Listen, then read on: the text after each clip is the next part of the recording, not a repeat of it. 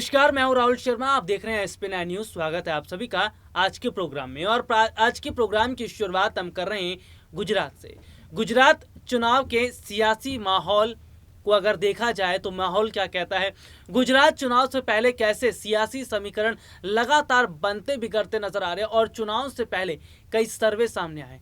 एक सर्वे हम अपने दर्शकों को जरूर उसके बारे में बताएंगे। इसके साथ ही साथ ये भी बताएंगे कि ये सर्वे आखिरकार इशारा क्या कर रहा है। कहीं ऐसा तो नहीं है कि ये सर्वे सीधे तौर पर जो बता रहा है वही कहानी होती नजर आएगी।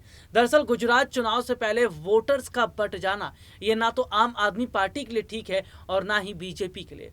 दरअसल गुजरात चुनाव से पहले वोटर्स की अलग अलग राय अलग अलग पार्टी को लेकर देखने को मिल रही है। एक और जहां आम आदमी पार्टी को लेकर जनता में भारी उत्साह देखने को मिल रहा है, आम आदमी पार्टी का सपोर्ट कर रहे हैं, अरविंद केजरीवाल का सपोर्ट कर रहे हैं, तो वहीं एक तबका ऐसा है जो बीजेपी का नाम लेना भी नहीं चाहता है। एक तबका ऐसा है जो बीजेपी के बारे में बात नहीं करना चाहता है। क्यों नहीं जनता बात करना चाहती है गुजरात में बीजेपी को लेकर, ये अपने दर्शकों को विस्तार से बताएंगे। इसके साथ ही ये भी बताएं कि कांग्रेस को लेकर जनता का क्या रुख है और कांग्रेस को लेकर जनता जो कह रही है वो ये है कि कांग्रेस का सूपड़ा ही साफ है। यानी कि कुल मिलाकर अगर देखा जाए तो गुजरात चुनाव में अगर किसी के नाम का डंका बज रहा है तो वो आम आदमी पार्टी है। वो आम आदमी पार्टी जिसने दिल्ली जीता, पंजाब जीता और अब गुजरात जीतने की लगातार तैयारी करती नजर आ रही है। हालांकि अपने दर्शकों को बता दें कि गुजरात चुनाव जीतने के लिए बहुत पहले, कई महीनों पहले आम आदमी पार्टी ने यहाँ एंट्री कर दी थी। पार्टी के प्रमुख अरविंद केजरीवाल, शिक्षा मंत्री मनीष सिसोदिया हूँ या इसके अलावा अगर बात करें राघव चड्ढा हूँ या संजय सिंह जैसे नेता हों, तमाम बड़े बड़े दिग्गज नेता गुजरात पहुँचे जो लगातार ना सिर्फ रैली की, बैक टू बैक प्रचार प्रसार किया, लोगों को अपने साथ जोड़ते नजर आए। और गुजरात चुनाव से पहले का जो माहौल है, जनता ये कह रही है कि एक मौका केजरीवाल को, क्योंकि हमने ये देखा है कि जिस तरह से एक मौका देने की बात कुछ जनता कह रही है, इसका मतलब है कि जनता पर आम आदमी पार्टी का रंग धीरे धीरे चढ़ने लगा है। क्यों जनता आम आदमी पार्टी को इतना आगे बढ़ा रही है या जनता क्यों आम आदमी पार्टी के बारे में इतना बात कर रही है, इस पर विस्तार से बताएंगे। दरअसल आम आदमी पार्टी इन जो मुद्दे लेकर पहुंची गुजरात में, वो मुद्दे जनता से जुड़े मुद्दे हैं। ये मुद्दे हैं शिक्षा के, ये मुद्दे हैं महंगाई के, ये मुद्दे हैं रोजगार के, ये मुद्दे हैं गरीब लोगों को मुफ्त अनाज देने के, वो मुद्दे फ्री पानी और फ्री बिजली के हैं। ये जनता से जुड़े जितने भी मुद्दे आम आदमी पार्टी गुजरात लेकर गई है, इन तमाम मुद्दों का गुजरात की जनता ने दिल खोल कर स्वागत किया। इसके साथ ही साथ ये भी देखने को मिला कि जनता कह रही है कि ये पार्टी अगर बहुत पहले आ गई होती तो हम बहुत ज़्यादा खुश होते। गुजरात में क्यों जनता बीजेपी का नाम नहीं लेना चाहती या क्यों जनता बीजेपी से नाराज दिखाई दे रही, इसकी भी बड़ी वजह है। बीजेपी को लेकर जब भी गुजरात की जनता से बात की जाए तो वो कहते हैं कि वो बीजेपी जो नफरत की भावना को फैला रही है, जो धर्म और जाति की राजनीति कर रही है, जो महंगाई बढ़ा रही है, गैस सिलेंडर के दाम को बढ़ा रही है, शिक्षा के नाम पर कुछ कर नहीं रही है, रोजगार दे नहीं रही है, लोगों का पेट भर नहीं रही है, लोगों को परेशान कर रही है, जीएसटी आने के बाद और लोगों की कमर तोड़ दी है, ऐसी ऐसी बातें लोगों की तरफ से निकल कर सामने आ रही है।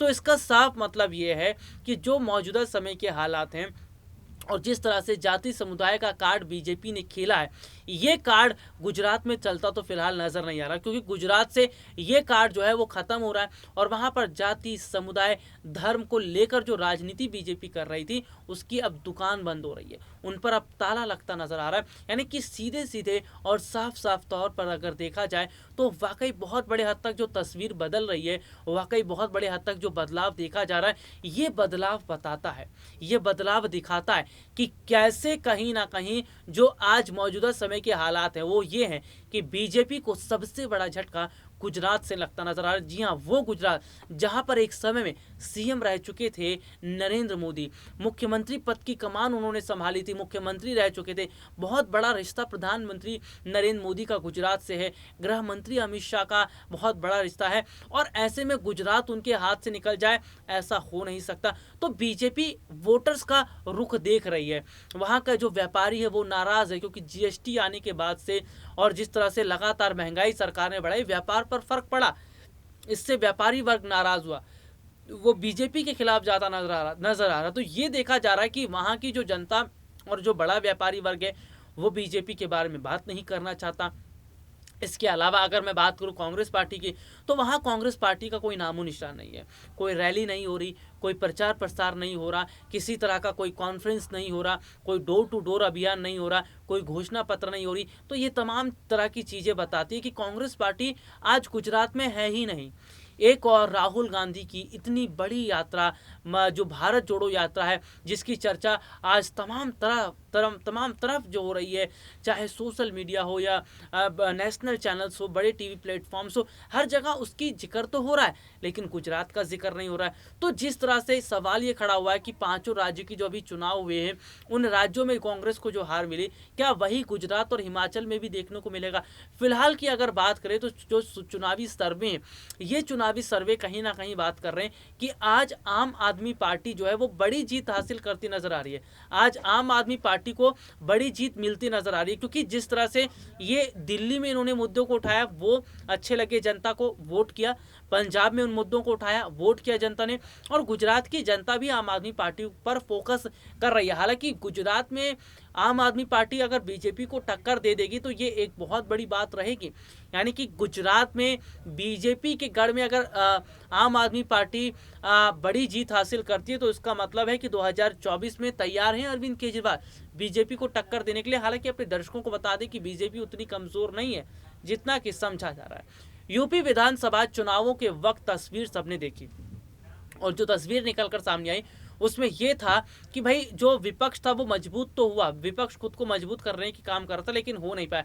दरअसल गुजरात, अभी मैं बात कर रहा हूं गुजरात को लेकर, तो गुजरात में हम क्या देख रहे हैं? गुजरात में हम ये देख रहे हैं कि आम आदमी पार्टी को लेकर जिस तरह से जनता के बीच उत्साह देखने को मिला है, आम आदमी पार्टी को लेकर लगातार जनता जिक्र कर रही है, चर्चा कर रही है, तो ये तमाम तरह की चीजें आज बताती हैं, ये तमाम तरह के हालात इस वक्त बताते हैं कि क्या वाकई जो आज माहौल बना हुआ है, जो आज तस्वीर बनी हुई है, कहीं ये नहीं बता रही है कि किस तरह से वाकई बीजेपी को उनके अपने गढ़ में झटका लगा। देखिए, बीजेपी को इस वक्त कांग्रेस पार्टी से डर नहीं है, बीजेपी को इस वक्त सबसे ज्यादा डर आम आदमी पार्टी से लग रहा है। यही वजह है कि आम आदमी पार्टी के तमाम नेता, आम आदमी पार्टी के तमाम बड़े दिग्गजों के यहाँ हमने देखा कि भाई किस तरह से छापे मारे गए। दिल्ली में लगातार हमने देखा कि किस तरह से काम किया गया, चाहे वो मनीष सिसोदिया का मैं जिक्र कर लूँ, या इसके अलावा अरविंद केजरीवाल का मैं जिक्र कर लूँ, इसके अलावा अमानतुल्ला खान का जिक्र कर लूँ, तमाम नेताओं के यहाँ छापे मारे गए, लेकिन हाथ कुछ लगा नहीं। इससे